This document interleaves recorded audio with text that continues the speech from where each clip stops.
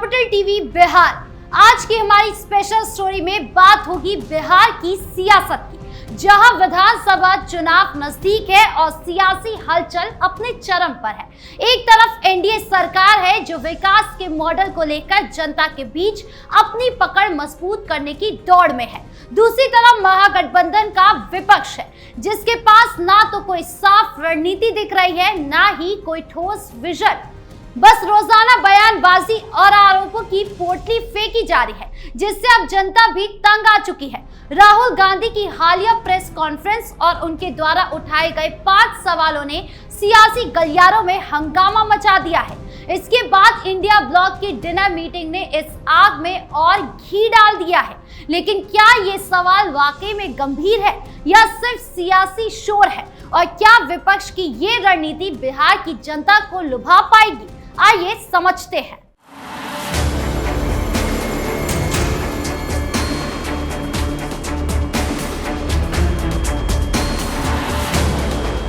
राहुल गांधी ने हाल ही में एक प्रेस कॉन्फ्रेंस में चुनाव आयोग पर गंभीर आरोप लगाए। उन्होंने दावा किया कि बीजेपी ने वोट चोरी के जरिए सत्ता हासिल की है। एक पावर पॉइंट प्रेजेंटेशन के जरिए उन्होंने कर्नाटक के महादेवपुरा विधानसभा सीट को उदाहरण बनाकर दिखावा किया कि कैसे वोटर लिस्ट में गड़बड़ियां की गई थी। राहुल ने कहा कि 1 लाख से ज्यादा फर्जी वोटर थे, जिनमें डुप्लीकेट वोटर, फर्जी पते और एक ही पते पर कई वोटर जैसे मामले शामिल थे। उन्होंने चुनाव आयोग पर सवाल उठाते हुए 5 तीखे सवाल पूछे।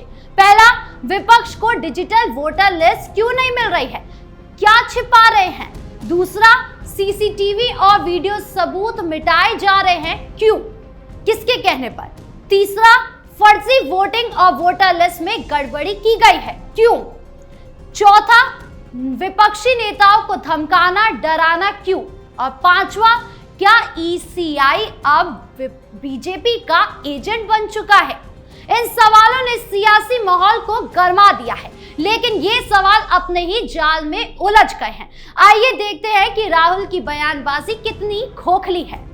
राहुल गांधी का कहना है कि चुनाव आयोग डिजिटल वोटर लिस्ट नहीं दे रहा है, जिससे फर्जीवाड़ा छिपाया जा रहा है। लेकिन सच्चाई ये है कि चुनाव आयोग सभी राजनीतिक दलों को वोटर लिस्ट पीडीएफ और फोटो इलेक्टोरल रोल के रूप में देता है। डिजिटल लिस्ट को मशीन रीडेबल फॉर्मेट में देने की मांग पर आयोग ने साफ कहा कि इससे वोटरों की निजी जानकारी खतरे में पड़ सकती है। वोटर लिस्ट के नाम, पता और अन्य व्यक्तिगत जानकारी होती है। इसे सार्वजनिक रूप से मशीन रीडेबल फॉर्मेट में देना डेटा प्राइवेसी नियमों के खिलाफ है। राहुल के पास कोई ठोस सबूत नहीं है कि डिजिटल लिस्ट ना देने से कोई गड़बड़ी हुई है। अगर उनके पास 1 लाख फर्जी वोटरों का सबूत है तो उन्हें औपचारिक शिकायत दर्ज करानी चाहिए, कोर्ट जाना चाहिए, ना कि प्रेस कॉन्फ्रेंस में शोर मचाना चाहिए। ये सिर्फ सियासी ड्रामा है जिससे जनता का ध्यान असल मुद्दों से हटाया जा रहा है। राहुल का दूसरा सवाल है कि सीसीटीवी और वीडियो सबूत मिटाए जा रहे हैं, लेकिन चुनाव आयोग ने 30 मई को अपने नियमों में स्पष्ट किया था कि पोलिंग बूथ के सीसीटीवी फुटेज को 45 दिनों तक रखा जाता है। अगर इस दौरान कोई चुनाव याचिका दायर होती है तो फुटेज को कोर्ट के लिए सुरक्षित रखा जाता है। आयोग का कहना है कि फुटेज को सार्वजनिक करना वोटरों की गोपनीयता और सुरक्षा को खतरे में डाल सकता है।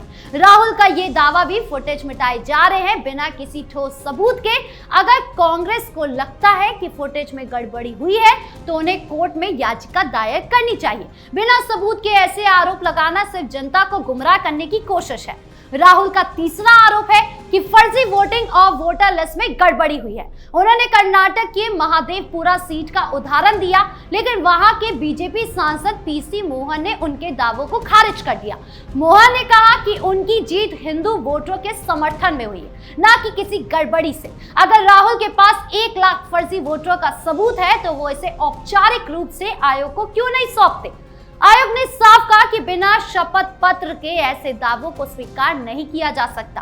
और अगर वोटर लिस्ट में गड़बड़ी थी तो क्या इसका मतलब ये नहीं है कि कांग्रेस की जीत भी शक के दायरे में आती है? राहुल का ये दाव उल्टा उन्हीं के खिलाफ जा रहा है, क्योंकि अगर बीजेपी धांधली कर रही होती तो क्या वो अयोध्या और अमेठी जैसी अपनी अहम सीटें नहीं जीती? राहुल का चौथा सवाल है कि विपक्ष नेताओं को धमकाया जा रहा है, लेकिन इस पर उन्होंने कोई ठोस उदाहरण या सबूत नहीं दिया। अगर विपक्षी नेताओं को धमकी मिल रही होती तो उन्हें पुलिस या कोर्ट में शिकायत दर्ज करानी चाहिए। बिना सबूत के ऐसे आरोप लगाना सिर्फ सियासी हथकंडा है।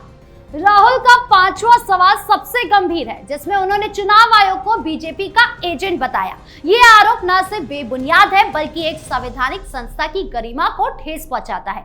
चुनाव आयोग ने बिहार में विशेष गहन संशोधन यानी कि SIR शुरू किया है ताकि वोटर लिस्ट को और पारदर्शी बनाया जा सके। आयोग ने साफ किया है कि बिना कारण के किसी का नाम वोटर लिस्ट से नहीं हटाया जाएगा। राहुल के दावों को आयोग ने भ्रामक और तथ्यहीन करार दिया, यानी उसमें कोई भी फैक्ट नजर नहीं आ रहा है। अगर राहुल को लगता है कि आयोग पक्षपात कर रहा है तो उन्हें कोर्ट में चुनौती देनी चाहिए, ना कि सार्वजनिक मंच पर बिना सबूत के आरोप लगाने चाहिए। राहुल की इस प्रेस कॉन्फ्रेंस ने उनके अपने खेमे में ही सवाल के घेरे डाल दिए हैं। आरजेडी और वीआईपी जैसे सहयोगी दल इन बयानबाजी से परेशान है, क्योंकि ये बिहार की जनता को विकास के मुद्दे से भटका रही है। जनता अब सवाल पूछ रही है कि अगर राहुल के पास इतने बड़े सबूत है तो वो कोर्ट क्यों नहीं जाते? क्या ये सिर्फ हार का बहाना ढूंढने की कोशिश है? राहुल गांधी की प्रेस कॉन्फ्रेंस के बाद इंडिया ब्लॉक की डिनर मीटिंग ने सियासी माहौल को और गर्मा दिया। बिहार में विधानसभा चुनाव से पहले विपक्ष ने अपनी एकता दिखाने के लिए ये डिनर आयोजित किया, जिसमें कांग्रेस, आरजेडी, वीआईपी और अन्य सहयोगी दल शामिल हुए। मकसद था एनडीए के खिलाफ एकजुट राजनीति बनाना, लेकिन ये डिनर सियासी मजाक बनकर रह गया। मीडिया रिपोर्ट्स के मुताबिक इस डिनर में कोई ठोस रणनीति नहीं बनी, बल्कि सीट बंटवारे, नेतृत्व और मुद्दों पर मतभेद सामने आए। राहुल ने फिर से वोट चोरी का राग अलापा, लेकिन उनके सहयोगी इस पर खुलकर समर्थन देने से कतराए। वीआईपी के नेता मुकेश सैनी ने साफ कहा कि जनता को अब विकास और रोजगार की बात चाहिए, ना कि बयानबाजी। आरजेडी ने तेजस्वी यादव को सीएम चेहरा बनाने की बात उठाई, लेकिन कांग्रेस ने इस पर ठंडी प्रतिक्रिया दी। इससे गठबंधन के तनाव की खबरें और तेज हो गई। इस डिनर में विपक्ष की कमजोरियां साफ नजर आई, जहां एनडीए की अपनी उपलब्धियां जैसे कि सड़क का जाल, बिजली की उपलब्धता और महिलाओं के लिए योजनाएं को लेकर जनता के बीच जारी है, वहीं विपक्ष सिर्फ एनडीए को कोसने में व्यस्त है। डिनर की मेज पर एकता की बातें तो हुई, लेकिन हकीकत में गठबंधन के नेता एक दूसरे पर भरोसा नहीं करते। आरजेडी चाहती है कि तेजस्वी को आगे किया जाए, लेकिन कांग्रेस अपने राष्ट्रीय नेतृत्व को चमकाने में लगी हुई है।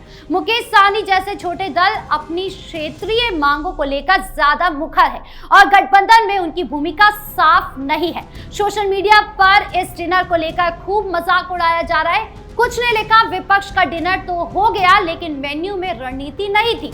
दूसरों ने तंज कसा, राहुल गांधी वोट चोरी की बात कर रहे थे लेकिन सहयोगी खाने में ज्यादा व्यस्त थे। ये डिनर जो एकता का प्रतीक बनना था, उल्टा विपक्ष की कमजोरियों को उजागर करने का जरिया बन गया। बिहार की जनता अब सवाल पूछ रही है कि अगर विपक्ष एक मेज पर एकजुटता नहीं रख सकता है तो जनता के लिए कैसे लड़ेगा? अब विपक्ष अपना दाव बदलता है या नहीं, ये देखने वाली बात होगी, क्योंकि जिस तरह बयानबाजी विपक्ष की ओर से चल रही है, बिना तथ्य, बिना किसी मॉडल के, अगर उन्होंने अपनी रणनीति नहीं बदली तो आगामी चुनाव जिस जीत के लिए इतने पैतरे लगाए जा रहे हैं वो धरे के धरे रह जाएंगे। आपको क्या लगता है? कमेंट बॉक्स में जरूर बताएं। नमस्कार।